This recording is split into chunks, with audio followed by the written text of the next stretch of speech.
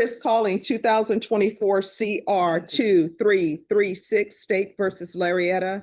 Nicole Holmes, could I have parties announced? Andrew Harris Ailman for the state. John Robertson from Ms. Holmes. And are you Ms. Holmes? Yes, ma'am.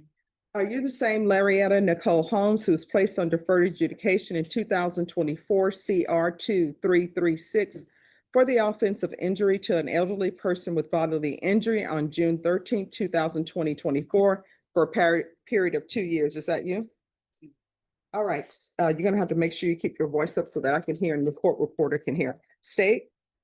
In Bexar County, Texas, the defendant Larietta Nicole Holmes did then and there fail to report to the supervision officer as directed for the months of March and April 2025 in violation of condition number 4.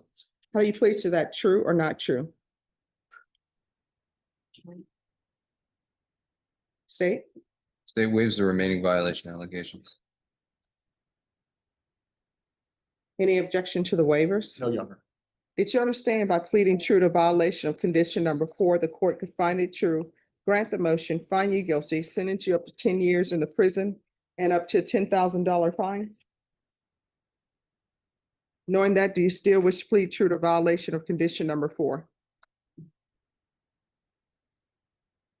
You still want to plead true to violation of condition?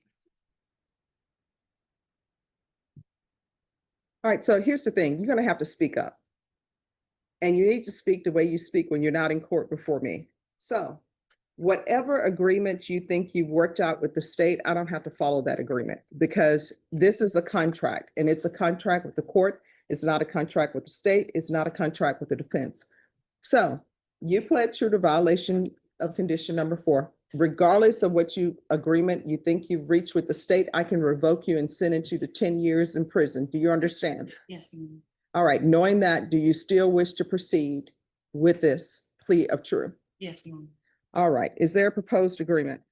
Yes, Your Honor, to deny the motion, continue on regular supervision and amend for the following conditions. Immediate placement of GPS monitor for 6 months. Proof of residence or proof of employment with every OV. Don't know what OV stands for. If no proof of employment, then proof of disability. If not on disability, 4 job searches per week, as well as minimum of 12 community service hours performed monthly. Immediate enrollment in anger management course. IVR call inline for 4 months. Bi-weekly reporting for 4 months. All right, so here's my question. You want to raise your right hand for me, please? Do you solemnly swear or affirm the testimony you give will be the truth and nothing but the truth, so help you God? Yes, ma'am. You can lower your hand, state your name for the record. Larietta Holmes. What have you done since you've been on probation? Since I've been on probation, I did try to finish my classes. So you didn't finish your classes, you tried to, all right?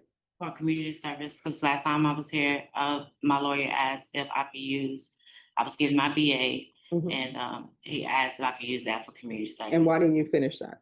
A lot in between the time happened, so I did have to drop. What has happened?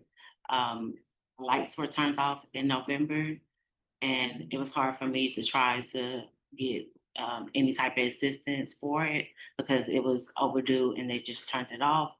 So in between time, I was trying to find assistance, I was trying to find work, and also trying to maintain my home, and keep up with everything that I could, and also raising my 2 children. So where are your children now? Who's raising them? My son, he's with his girlfriend, and my daughter, she's with my sister. She works, my son works. Both of them work, they're both of them in school, and they both get good grades. Okay. So here's the thing with lights being turned off. Back in the day, people didn't have lights. You turn on a candle. And people always assume that where people are in their station in life is always where they've been. Like they never had financial problems or things haven't. I've had my lights turned off before. And you know what? My mom and my grandmother would always say, hey, whatever you do, make sure that you have if you're living in an apartment, make sure that's paid. If you're living in a house, make sure that paid. If the lights get turned off, if the water gets turned off, at least you'll always have a place to stay. So getting your lights turned off, and sometimes people like, oh my gosh, that's so embarrassing. It's like, I still have a place to stay. Getting lights turned off happens to everybody. I guarantee you, a majority of the people in this courtroom, attorneys included, deputies included, court reporter included, have at some point had some utility turned off. One time it happened to me, and it's just because I forgot to pay the bill. And I'm like, hey, why is my water not on?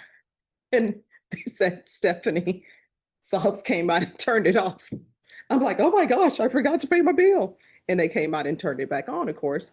But that's nothing to be embarrassed about. So, and the reason why I'm telling you this story is because you have to reach out to probation and tell them what's going on in your life. Otherwise, you could go to prison for 10 years. Yes. And then who's going to be taking care of your children? Now, what's happening with the new number one in this case? Judge, I can elaborate on that. That is an allegation based on a voicemail that was left with the landlord. I received a copy of the police report. The landlord sent a copy to the court, and that was forwarded to me by Norma. They took a police report based on a voicemail. And last time I looked, a voicemail doesn't arise to a Class C threat. What? So anyway, that'll have to be sorted out. I think that's obviously one of the reasons why we're not going on that today. All right. So what's happening with this number one? That's a municipal court problem. Okay. So All right. Probation. What is your recommendation? Judge, the court summary, according to the sentence summary, is exactly what Mr. Edelman states. All right. So why were you not reporting? That's the easiest thing, to pick up the phone. I was communicating with my probation officer. I was Not in March and April. I was in March and April. I did. I even got kind of scared because he wasn't responding back to me. He never did tell me to come in. Everything that I was going through, far as dealing with the landlord and also dealing with housing, and my life still been not connected. I was communicating with him.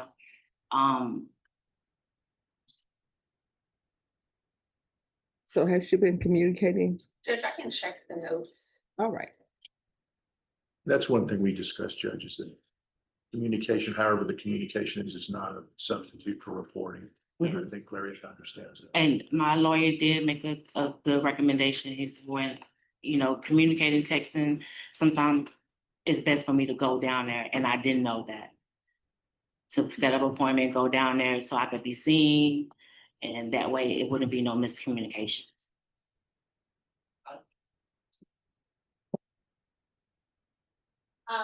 Judge. Last office visit in the system indicates February 28th of 2025.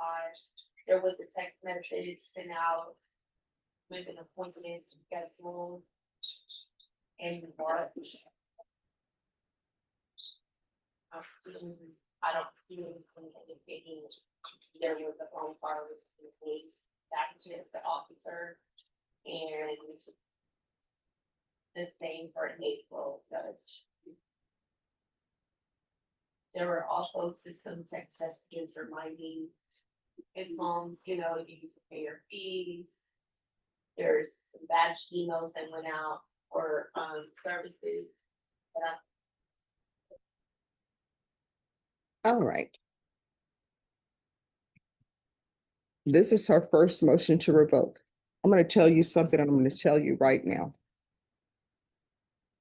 Number one, when your utilities are disconnected, that's nobody's fault but your own. If my utilities get disconnected because I forgot to pay, that's not their fault. It's not the utility company, it's my fault. Your emergency is not somebody else's priority unless they want to make it their priority. And when you have a landlord and part of your contract with your landlord is you pay rent and you pay utilities, when utilities get cut off, that means that you didn't pay them, or maybe the utility company made a mistake. If the utility company made a mistake, then they will come out and correct it. Now with CPS Energy, if they do that, they can turn it on immediately because they've switched out everybody's meter where they can operate it from in office. But when your utilities are cut off, one thing you do not do is on your own try to cut them back on or tamper with meters or anything of that nature. Do you understand? I would never do that. I don't wanna. No, okay, here's the thing. Don't say that because that's what's in the police reports and everything. And the other thing is, it is clear from the court, based upon what you're on probation for, that you do have an anger issue. And it appears from the court that you don't know how to address your angers when things don't go your way, other than lashing out at other people. That is going to stop. Otherwise, you're looking at 10 years in prison. Then the 10 years in prison, you can try and lash your anger out at other inmates. And you know what's going to end up happening? Somebody at the prison, somebody at the jail is going to be badder than you. And they're going to unleash anger on you. So if you don't want that to happen, then you had better change your ways. And this bullying thing that maybe you're doing with people that are older than you because you're on deferred adjudication for injury to the elderly, that's going to stop. And your landlord says that they're 57 and they have a disability and they're having to deal with you. So if you were living at that property, you don't have to worry about not having lights at that property because the court is no longer going to allow you to live at that property, and you're no longer going to be allowed to have contact with her.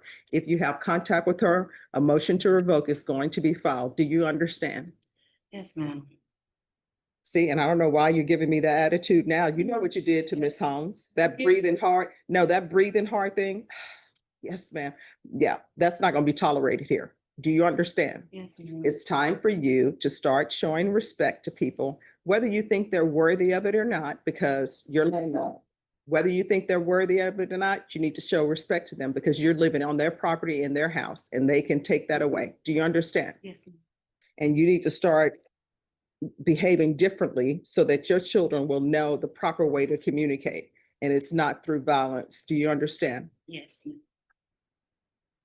All right. So you're going to start completing the conditions of your probation immediately.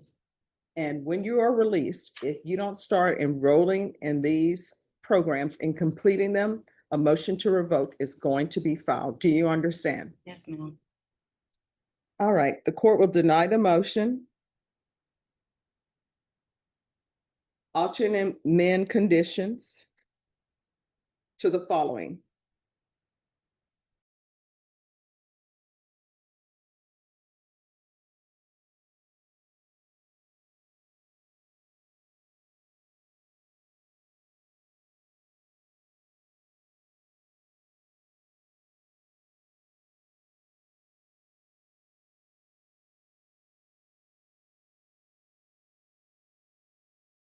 Need to get items, you'll need to have someone other than yourself go over there and go with the police escort to retrieve your items.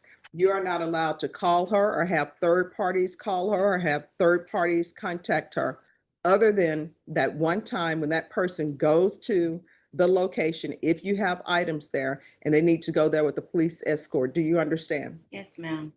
You're going to start your anger management classes and probation. What is the earliest she can start anger management?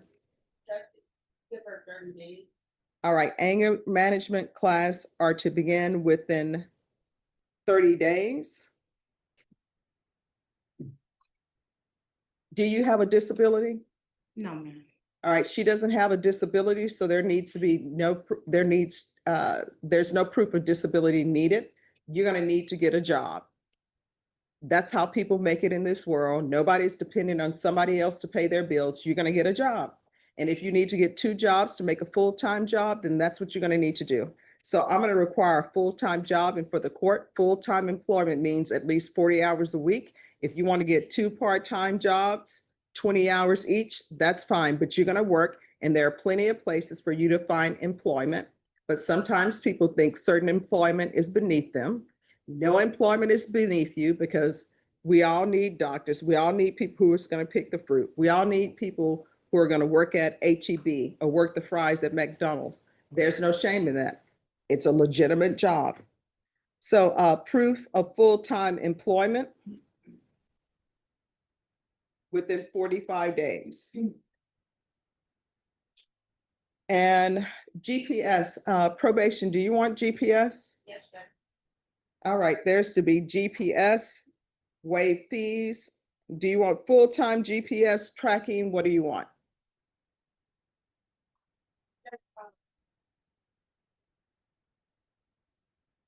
Partial GPS for now. All right, partial GPS for employment. And GPS is until further notice. And do you still want this IVR hotline? That part summary indicates she's helped submit for UA. Why are you not going in for your, why are you not going in for your UAs? To my knowledge, I only felt one that was in. Why are you missing one? Because when you miss one, you could go to prison for 10 years. I think the day that I missed that was when I went to the office to see him. And by the time it was time for me to leave to get in my Uber, they were gonna be closed. And then I think it fell on the weekend. All right, probation, do you still want the IVR hotline? Monthly UA, but All right, monthly UAs. You're not to miss a single UA. Do you understand? Yes, ma'am. Probation, is there anything else?